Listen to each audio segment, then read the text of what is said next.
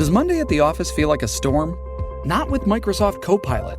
That feeling when Copilot gets everyone up to speed instantly? It's sunny again. When Copilot simplifies complex data so your teams can act, that sun's shining on a beach.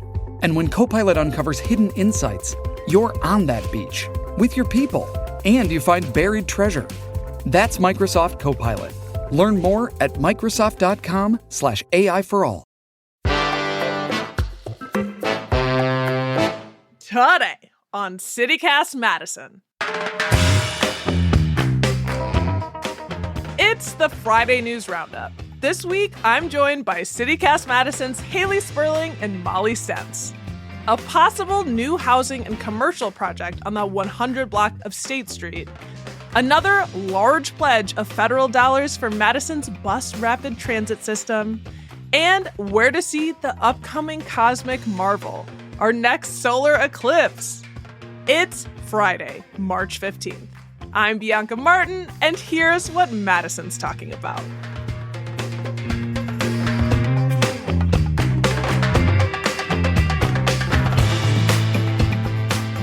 Welcome to the Friday News Roundup. We have sprung forward. Hurrah for the light. The spring's progressing on, and progress is on the brain. Joining me today is the leader of this podcast, Molly Stentz. How are you? Hello. I'm so happy for the daylight in the evenings. I love it. Yes. And our newsletter editor, Hayley Sperling. Hello. Time isn't real, but we're here anyways. So, kicking off this week with the story on development is Hayley. Yes, it's a downtown development story, which we love, but this time we've got a twist. It involves condos, which is a word that we don't hear that often in Madison. So let me break it down for you. A Madison developer is proposing a roughly $40 million 12-story housing and commercial project on the 100 block of State Street. So you know that part that's like right up by the Capitol and has pretty much been an empty eyesore for the past like decade-ish. How we got there, basically, for those who don't remember, 5 buildings from basically 118 to 132 State Street, they were emptied out. They used to be, full of businesses, restaurants, and whatnot, but they were emptied out in 2016 to make way for a different project, a project that was going to be a 9-story boutique hotel. And long story short, we don't have a hotel there. Shocking, I know. Didn't happen. But people do fall asleep there sometimes, when they're like after Ian's. Yeah, right. Sometimes Ian's on State Street is a hotel. But that hotel project, it stalled out in 2019 due to financial issues and never picked back up, leaving us with this general eyesore that we have on that block of State Street, which is kind of a bummer because like literally on one side of the street, it's just empty, sad buildings. And then the other side of the street, it's just fully redeveloped and beautiful. Although I got a silver lining out of it. I got to say, remember the fountain that was there? That bar? Yes. When they had to move, when all those tenants from 122 State were moving and the restaurant's like, well, we got to close. They were selling their stuff real cheap, and I bought their walk-in cooler, which I still have to this day. Oh, wow. Nice. Oh, my Nice. gosh. That's a little piece of Madison history. Yeah.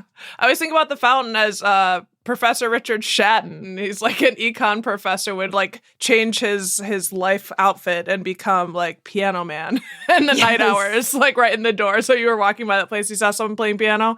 Shout out to macro econ professor.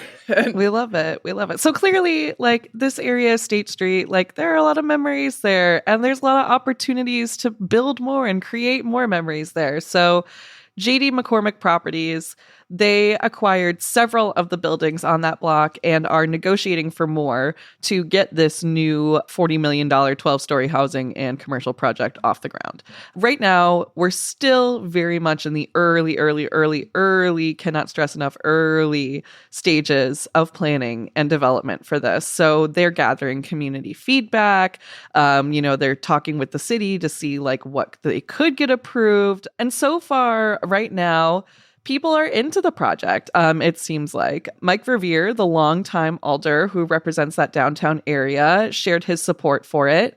The biggest concern at the moment is the height of the project. So 12 stories is going to be a really tough sell, especially for that block, I believe. So there are some other options that the developer is toying with, depending on like what gets approved and whatnot. Personally, I'm all in favor of building density, especially in a place like State Street. Like, build it higher, keep going. You know, people are excited about this development. And according to the Wisconsin State Journal, Revere said that the block has been in blighted condition for way too long, and that he loves the land use and he loves that the developers are actually aiming for condos. But again, he thinks that the height is too much. And again, according to the State Journal, the city allows for 4 stories, like 4-story buildings along State Street and 6 stories at the rest of the site, with up to 2 additional stories under certain circumstances. But the developer would seek a zoning change to allow that 12 stories. Yeah, I feel like they love to do those step backs, right? So it's like you don't have the canyon effect of like the tall building, but you still get the tall building. It's just a little bit set back. Exactly. You get the step backs, like what you have at the hub and all that. Yeah. Maybe this is a different take, but I like the smaller ones. I don't really love that effect when it feels like a big city, which is me being like an old crank, I guess. I'm like, I like it the way it was. I get it. And you're not the only one. And, you know, relatedly, this isn't the only State Street development project that McCormick is working on. So the developer has also been pursuing a 6-story housing and commercial project on the 400 block of State Street. If you guys will remember that, it forced several local businesses to relocate. And the issue with that project, as with many other developments in Madison, has been the question of historic preservation, you know, and preserving these old and kind of ramshackle buildings, but you know, for similar reasons, like Bianca said, like people want to maintain the character of the neighborhood. Some of them aren't ramshackle. Some I feel like of them some of them are are gorgeous. Like a 1 block away, trash. State Street, beautiful. Exactly. But you know, like there is opportunity here. You know, I used to live on like the 200 block of State Street, and I think it would be super awesome to see a big development like this on the 100 block. I think it's definitely needed. I think it would be really awesome to see more residential buildings there, because I think that could bring a lot of life back to State Street. We've seen a little bit of, you know, revitalization when it comes to retail downtown, but like, it's been slow, for sure. It's been slow, and it's been overwhelmingly like chain stores because, you know, who can afford rent on State Street other than a Warby Parker? So I'm excited for the opportunity to just like bring more people down to State Street, to like bring more general lives, humans down there. So it's exciting. I think there's a lot of opportunity for this project. And again, I'm super stoked about the fact that there could be condos there, because the only ever condos I see in Madison are the ones that are listed right on the square, that one of them just sold for $1.2 million. And unfortunately, that is out of my budget for the next few years. Yes. Well, I think this is a good point to transition. Up next, we're going to be talking about some more development to bring plenty of folks to State Street, hopefully connect more folks to the city. Before we dive into that news, let's take a quick break.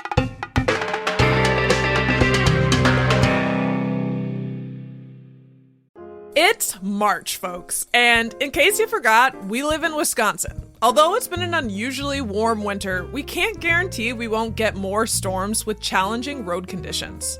Attorney Z. Usman with Usman Law wants to remind you of some of the winter rules of the road to help keep you safe.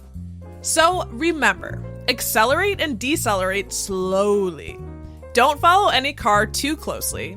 Avoid using cruise control, steer in the direction of a skid, and don't stop when going up a hill. If you are in an accident, call Attorney Z. Usman. He's handled hundreds of insurance claims and can ensure you get everything you are owed. There are no upfront costs and no fee unless he is successful. Also, pro tip, don't negotiate with the insurance company on your own.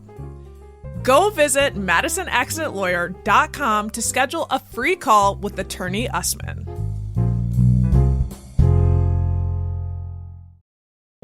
This episode is brought to you by JLL. Get an insider view into the world of commercial real estate with JLL's podcast, Trends and Insights, the Future of Commercial Real Estate. Whether you're curious about making cities more sustainable, the evolution of office space, or AI opportunities, this podcast will help keep you a step ahead. Tune in for candid conversations with business leaders about the biggest trends impacting how we live, work, and play. Subscribe to Trends and Insights now at jll.com/podcast.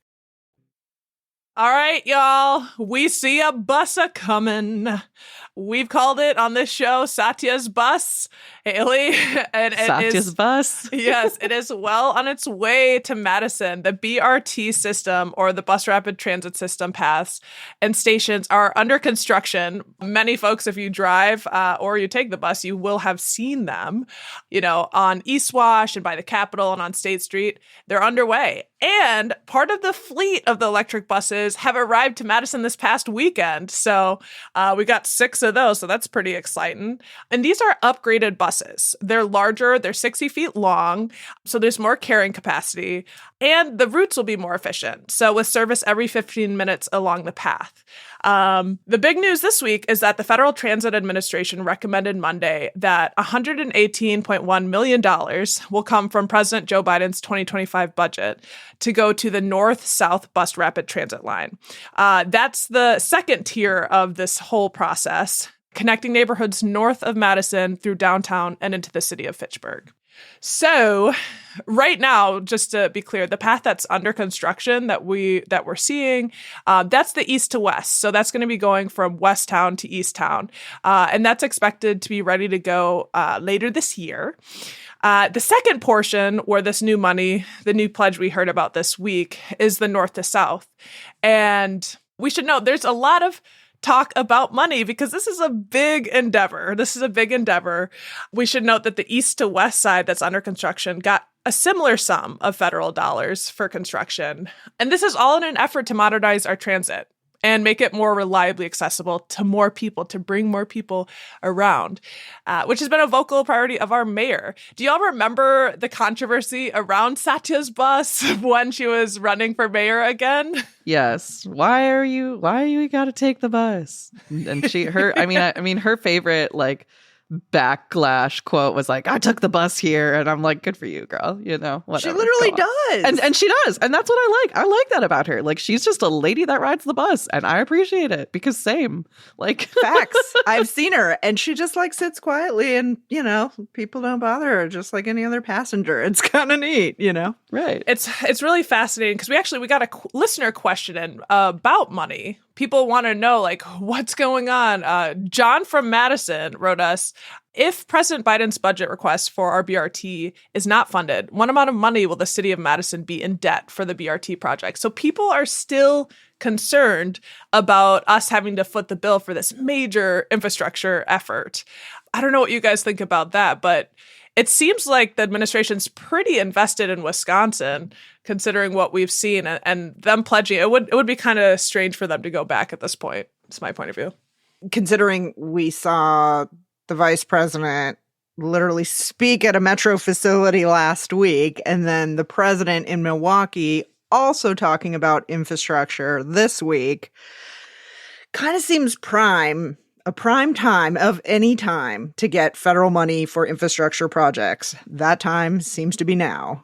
And this isn't the only BRT, line that they're funding, that the federal government is funding. Madison is one of 4. So it seems like they're making transit a priority, and it's exciting to see. I think it's really, really exciting to see, this for the second line of BRT, us really doubling down into this and committing to it, because I think this is a big part of what will help Madison transition into this kind of growing mid-sized city into something that literally into a bigger city that has the capacity to care for all the people that live here, right? Because right now there's a lot of growing pains happening in our town, and I think this is one of the projects that will help ease them. Yeah, definitely. And it's important that it's reliably accessible. I think that's also a key word, because there are other parts that are less reliable that are kind of being supported more. So we should note that with this new pledge, the feds would be footing nearly 80% of the project. The other part of that money would be paid for by Madison taxpayers, as well as the Wisconsin Department of Transportation, local tax incremental financing, and the city of Fitchburg, because it will go to Fitchburg. So, hey, Fitchburg. And we should, as you mentioned, Molly. Regional planning. You see all the highways into Madison during rush hour, like filled up. And it's like, why can't we have regional planning? Why can't we have buses to all of the places that people want to go? Yes, I love it. It's very, very key. And also, Molly, you noted the president of the United States was here in Wisconsin this week on Wednesday. He was in Milwaukee touting a different transportation investment with similar aims, around $40 million to convert 2.6-mile section of 6th Street in Milwaukee to a complete street. This is an effort to right the wrongs of federal infrastructure projects that basically, bifurcated, cut up neighborhoods and left half of the people on the other side of the highways without great access and kind of this dangerous space. And so they're trying to make good on that and fix that. And it was interesting because Milwaukee leaders were comparing Biden to Eisenhower, a Republican president, because of how much Biden is investing in infrastructure. Eisenhower, was known for creating the first interstate system. So I don't know. Infrastructure seems to be all the rage. And for us in Madison, updating our bus system is a rare event. Speaking of rare events, I'm here for infrastructure year. Yes. Beyond infrastructure week, it's infrastructure year here in Wisconsin. Battleground state in an election year. Sure, we'll take all the goodies. We'll take it.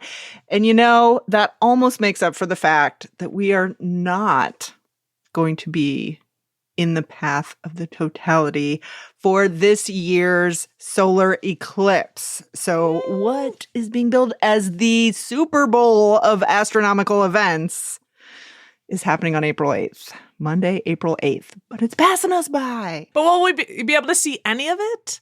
So what's happening is, if y'all remember the 2017 solar eclipse, basically this one is going to cover a wider swath of the country and reach a lot more people. Same idea. The moon is basically going to get in the way of their sun and it's going to black out the sky. And it's this like eerie phenomenon where there's just a few minutes of total darkness in the middle of the day. It's very metal. Yeah, everything gets quiet, like all the birds stop. Everybody kind of freaks out, like, what is happening? And then boom, sunlight comes back and the world keeps turning. So this is happening on April 8th. We'll get the partial eclipse, but to get the full-on effect, you got to drive a little bit. But fear not, I found a few places that are going all out for the eclipse. So basically, the nearest place you got to go is like Indiana or Southern Illinois, which, okay, it's like a 5 or 6 hour drive, but stay with me. It's on a Monday. You can make a long weekend out of it. So a few things that are happening. Indianapolis, arguably the closest place, about 5 hours away.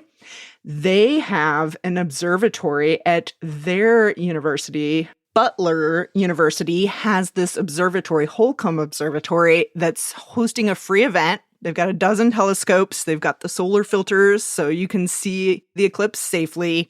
They'll also sell you glasses. They've got music. They've got food trucks. They got free parking. They're like, come to Indianapolis.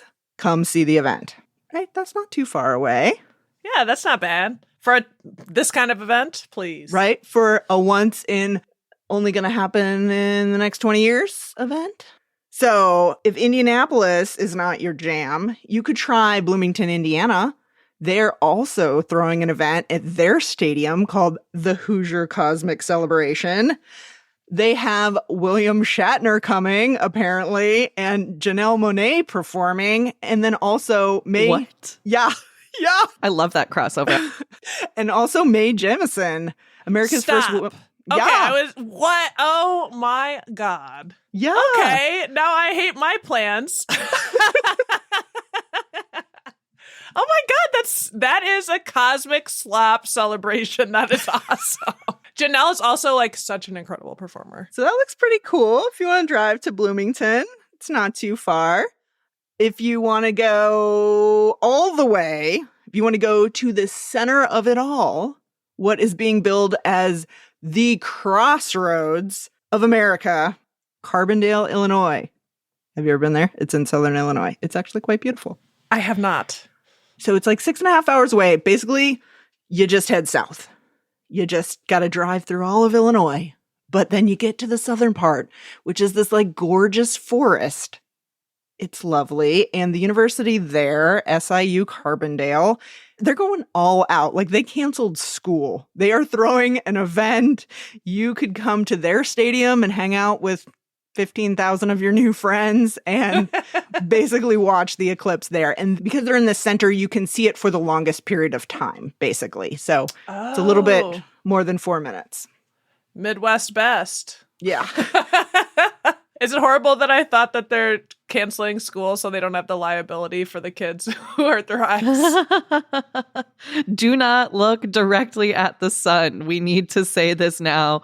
Do not look directly at the sun unless you have eclipse glasses, which you can get them, right, Molly? So true. So true. So I heard that Warby Parker on State Street is giving them out. So that's cool. And also, I saw University Bookstore on campus is selling a 6-pack for $20. They've got them. And I also checked with the Madison Public Library, and they said they have a small stash that they'll put out like a few days before the event. So if you're making a plan, you probably want to look elsewhere. But if you're like at the last minute, you're like, I'm going to do this, you could check the library. They're rationing them. Yeah. I remember this moment in 2017, the rationing of the glasses. Right. Where were you in 2017? I was in DC at WAMU, and the whole staff, everyone went upstairs and went on the roof, and it was so lovely. Like that was a bonding moment. Everyone looking like total idiots, like at the sky, like, is that the but it was lovely. I loved it. I drove to a small town called Alliance, Nebraska, to this art installation called Carhenge, which is kind of exactly as it sounds. It's a bunch of dead cars in a circle like Stonehenge. Oh my God. And it was awesome. That sounds rad. So I'm looking forward to this. I'm debating, do I drive down to Carbondale? Because Carbondale's beautiful. And while I checked a bunch of state parks in Illinois, they're mostly all full up. You can camp in the Shawnee National Forest, which is gorgeous. And it's first come, first serve. So... And there are still tickets available at those various events at the various universities. So there's still options. If you haven't made a plan yet, you got options. Amazing. I'll be driving to Kentucky to watch it with my grandpa and aunt and uncle. So that should be wholesome. That's beautiful. I'd love to hear from anybody that's got a hot tip on where they're going. Is there any other special secret places we should know about and not share with all of our friends? Let us know. Madison at citycast.fm. All right, y'all. You better let us know because we need the goods. What are you doing? That is it for the roundup. Thanks so much for rounding up the news with me this week, y'all. Molly Stentz. Yo, yo. Thank you so much. And Hayley Sperling. See you later. See ya.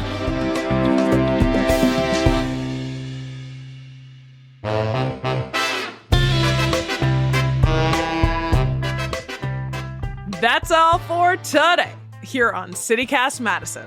I'm Bianca Martin, your host. We're produced by Phil Circus and me.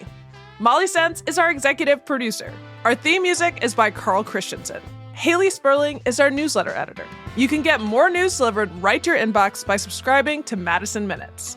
And hey, if you enjoyed today's show, why not share this podcast with the biggest stargazer you know? See you back here Monday morning with more stories from around the city. Ciao!